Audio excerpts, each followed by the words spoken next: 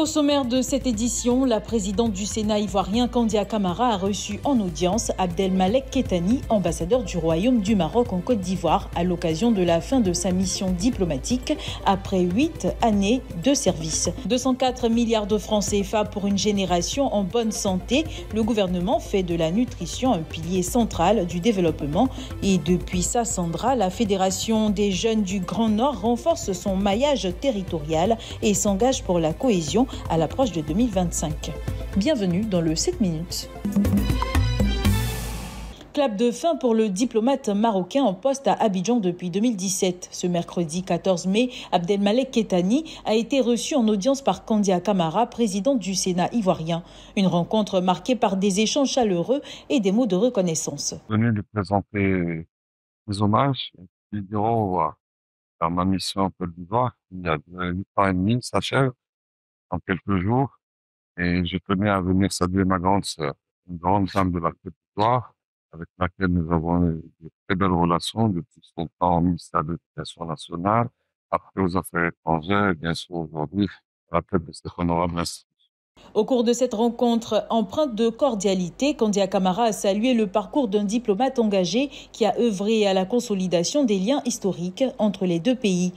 Remémorer la fraternité, l'amitié qui nous donne au pays, la fraternité qui lie son Excellence, le président Alassane Ouattara et son frère Samuel Leroy, de l'Assist, et la fraternité qui lie nos deux pays à tous les niveaux. Cette audience symbolise la fin d'une mission fructueuse et l'ouverture de nouvelles perspectives diplomatiques entre Abidjan et Rabat.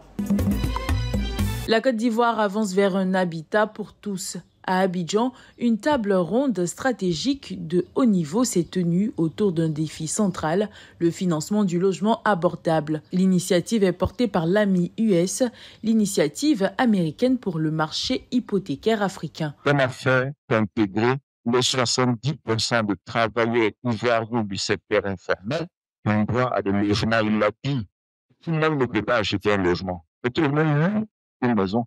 Il faudrait trouver des mécanismes pour voir comment subventionner ces travaux, pourquoi pas mettre en place des incitations fiscales pour encourager ceux qui veulent investir dans l'immobilier à pouvoir le faire et voir aussi comment facilement accueillir des populations, quel que soit leur type de revenus.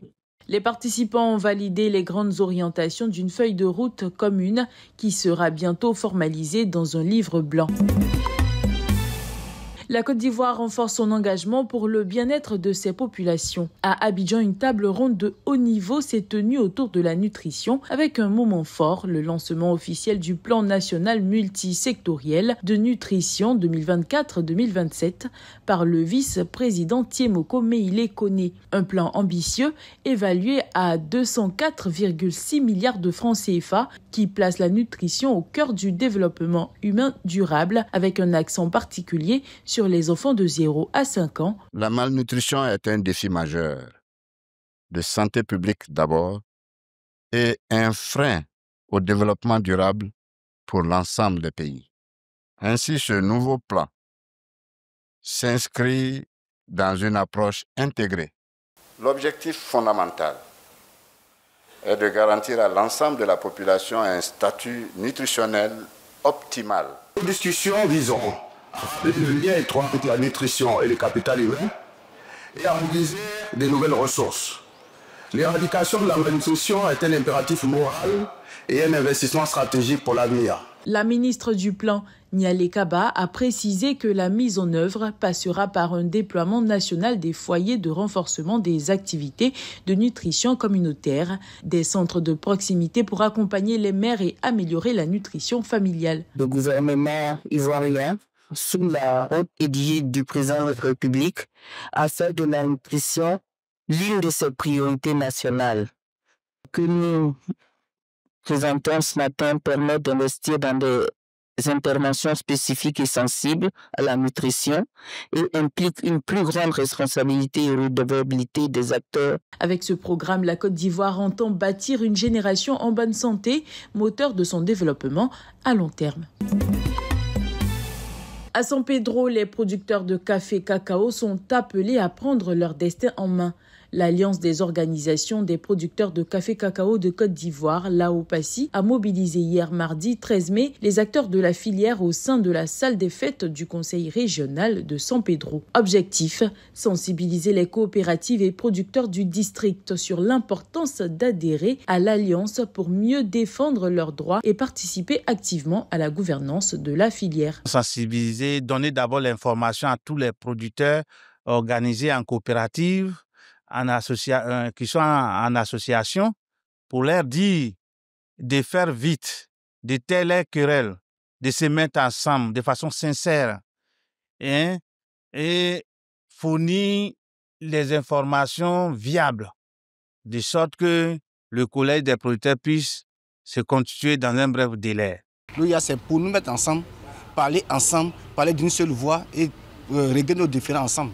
La journée s'est achevée par la création d'un comité de coordination chargé de compiler les données des coopératives. La Fédération des jeunes du Grand Nord de Côte d'Ivoire et de la diaspora poursuit son ancrage territorial. À Sassandra, elle a procédé à l'investiture de son coordonnateur régional à la place Saint-Esprit, surnommé Le Pavé. Objectif, mobiliser la jeunesse pour la paix et la cohésion dans le Boclé à l'approche de l'élection présidentielle de 2025. Le seul message que j'ai, c'est un message de rassemblement et de paix. J'exhorte encore nos frères et sœurs qui sont encore hésitants de se joindre à nous pour qu'ensemble, on puisse propulser notre région vers l'avant. On doit rassembler même ceux qui ne viennent pas du Nord. Nous ne sommes pas des ennemis. Les élections, c'est un jeu.